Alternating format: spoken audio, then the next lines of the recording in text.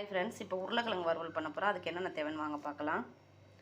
கடலைப்பருப்பு, கடுகு, உளுந்தப்பருப்பு, இது சோம்பும் பூண்டும் இடித்து வச்சுருக்கேன், சின்ன வெங்காயம், வரமிளகாத்தூள், உருளைக்கிழங்கு வேக வச்சு எடுத்து வச்சுருக்கேன், கொத்தமல்லி. காஞ்சிருச்சு. 3 ஸ்பூன் ஆயில் விட்டுக்கலாம். அதில் கடுகு, கடலைப்பருப்பு போட்டுக்கலாம்.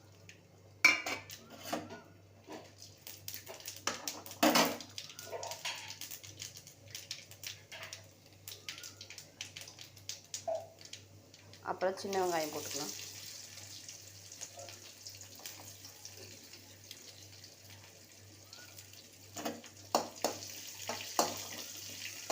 அதிலே இடித்து வச்ச சோம்பு பூண்டையும் போட்டுக்கலாம்.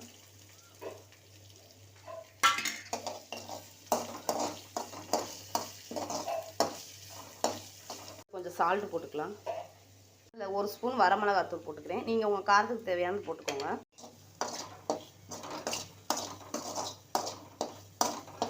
பச்சை ஸ்மெல் போகிற வரைக்கும் நல்லா வதக்கிட்டு, அதுக்கப்புறம் அதுக்கப்புறம் உருளைக்கிழங்கு போட்டுக்கலாம். இதில் வேக வச்ச உருளைக்கிழங்கு போட்டுக்குவோம். இது இப்போ நல்லா கிளறிக்கலாம். எல்லாத்தையும் நான் கிளறிட்டேன். நல்லா எல்லா இடத்துலையும் மசாலா இது பண்ணுற மாதிரி. இப்போ கொத்தமல்லி போட்டுக்கலாம்.